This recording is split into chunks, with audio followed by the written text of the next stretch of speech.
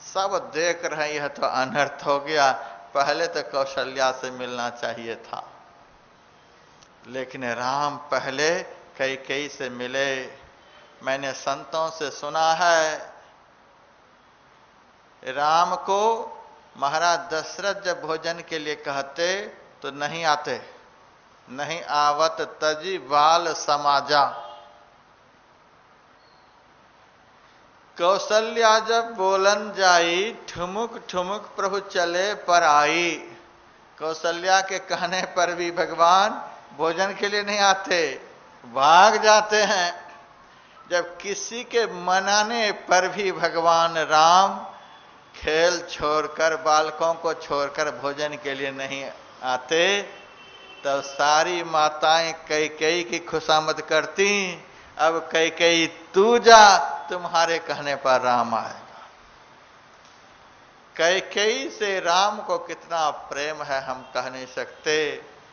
जब कैकेयी जाती, बेटा भोजन का समय हो गया, तुम्हारे बिना कोई अन्न जल ग्रहण नहीं किए हैं, जल्दी से आकर भोजन कर ले। कैकेयी के कहने पर राम वापस आते, भोजन करते। इतना मैया कैकेयी से प्रेम है। एक दिन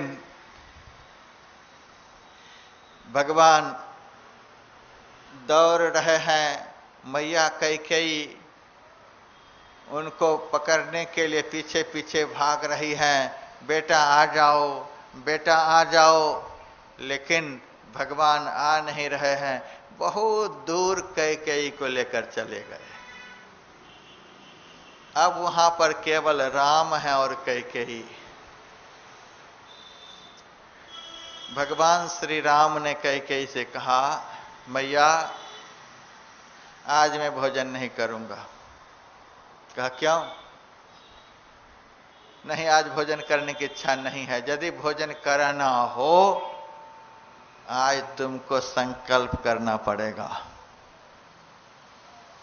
तुम संकल्प करो, जो मैं कहूंगा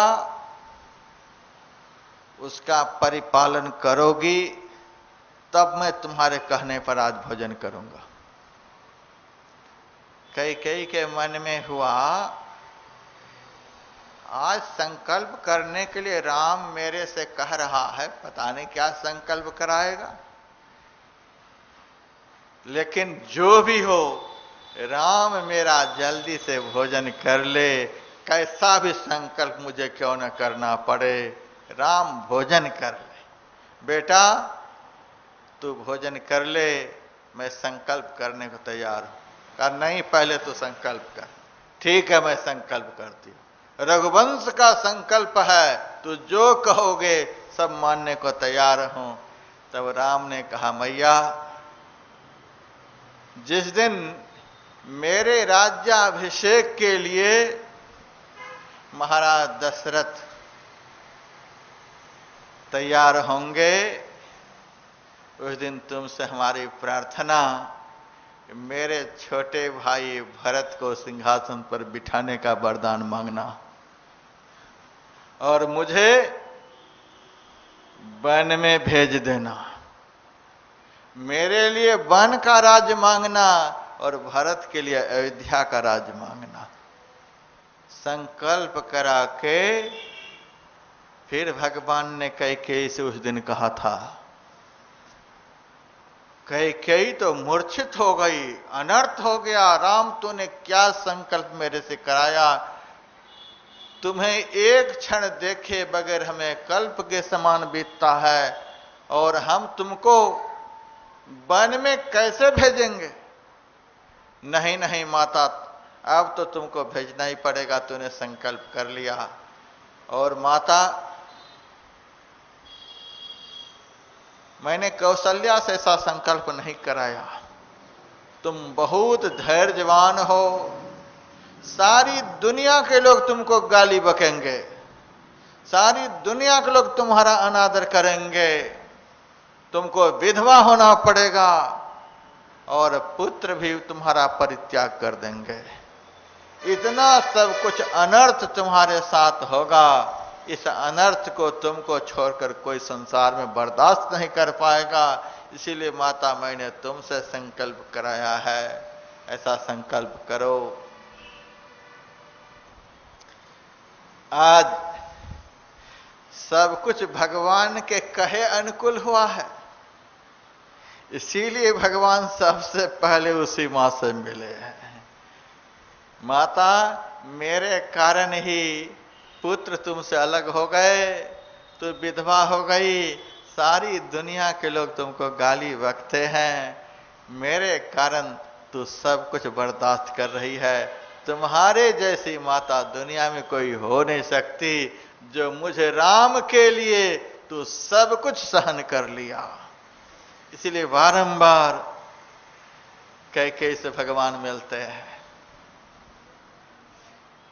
और 14 साल के बाद जब राम आए हैं, उस दिन राम को बहुत जोर से कैकेयी फटकार लगाती है, राम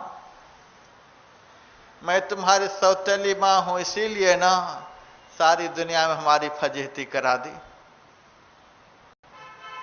तुम्हारी असली मां नहीं हूं, इसीलिए तो तूने कौशल्या की फजीहती नहीं कराई, हमारी फजीहती कराई है। राम, सारे विश्व ब्रह्मांड की बुद्धि को बदल देने की तुम्हारे में ताकत है, और हमारे घर में मंथरा की बुद्धि को बदलकर सरस्वती चली गई। तुम्हारे रहते मंथरा की बुद्धि को सरस्वती बदल दी।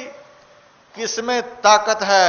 100 करोड़ सरस्वती भी तुम्हारी बुद्धि की बराबरी नहीं कर सकती। शारद कोटि अमित चतुराई, 100 करोड़ शारदा से भी तुम्हारे अंदर अधिक ज्ञान है, और उस घर में सरस्वती बुद्धि को बिगाड़ करके चली गई, अयोध्या का अनर्थ करा करके चली गई। तू यही चाहता था, इसीलिए ऐसा हुआ। मैं सौतेली मां, इसीलिए सारी दुनिया में तूने हमारी फजीहती कराई। बारंबार भगवान श्री राम उस मां से मिलते हैं, क्योंकि कैकेयी भगवान के असली रहस्य को जानती थी। पग परिकीन प्रबोध बहोरी, काल करम विधि सिर धरी खोरी। माता चिंता मत करो, ऐसा ही होना था, इसीलिए हुआ, तुम्हारा इसमें कोई दोष नहीं है।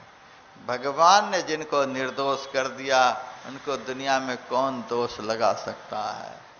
उसके बाद माता सुमित्रा से भगवान मिले हैं। आखिर में अपनी मां कौशल्या से भगवान मिले हैं। चरणों पर माथा रखकर भगवान कौशल्या को प्रणाम करते हैं। कौशल्या आंखों को बंद कर लेती, राम को नहीं देख रही है, केवल रो रही है। कौशल्या के मन में है, जिस राम के सिर पर राज तिलक होने वाला था, जिस राम के सिर पर राज मुकुट पड़ने वाला था, आज उसी राम के सिर पर जटा की मुकुट है। राम के सिर पर जटा की मुकुट देख करके माता आंख बंद कर लेती है। जैसे तैसे भगवान ने मां को सांत्वना दी। सारी प्रजाओं को, गुरुजनों को साथ लेकर भगवान अपनी कुटिया में गए। वहां माता सीता ने सबसे पहले गुरु वशिष्ठ जी को प्रणाम किया, अरुंधति को प्रणाम किया, ब्राह्मण पत्नियों को, मुनि पत्नियों को प्रणाम किया, अलग अलग सारी सासुओं को प्रणाम किया। सारी सासुएं आंखों को बंद कर लेती हैं। कमल से भी कोमल सीता का सर्वांग। आज सीता जंगल में मलिन वस्त्र है,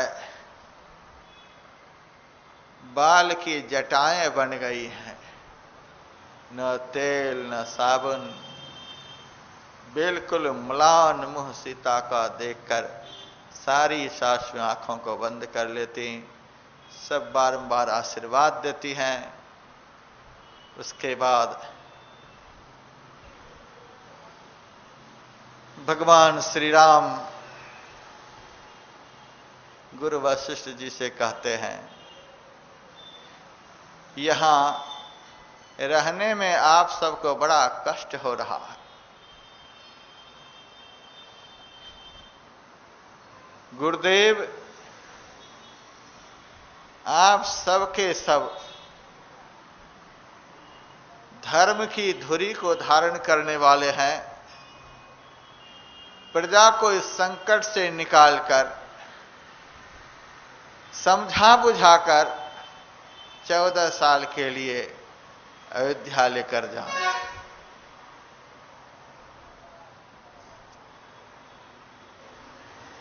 गुरु वशिष्ठ जी ने कहा, भरत जी आए हुए हैं। भरत जी हृदय की कुछ बात तुमसे सुनाना चाहते हैं। भरत जी की बात को दिल लगाकर राम सुन लो, फिर जो तुम्हारा आदेश होगा सबको सहज स्वीकार होगा। भगवान का दर्शन हो जाने के बाद केवल समर्पण और स्वीकार रह जाता है, कोई आग्रह नहीं रहता। भरत के दिल की बात सुन लो, फिर जो इच्छा जो आदेश हम लोगों को स्वीकार है। भरत जी से गुरु वशिष्ठ जी ने कहा, तुम अपने हृदय की बात भगवान से कहो, कुछ छिपाओ नहीं। भरत जी ने भगवान से कहा, प्रभु आपका दर्शन हुआ, मैं धन्य हो गया। आप मेरे से प्रसन्न हैं और मुझे अब कुछ भी नहीं चाहिए। आपकी प्रसन्नता से ही मुझे सब कुछ प्राप्त हो गया। दिल का बड़ा भारी दुख संताप सब समाप्त हो गया।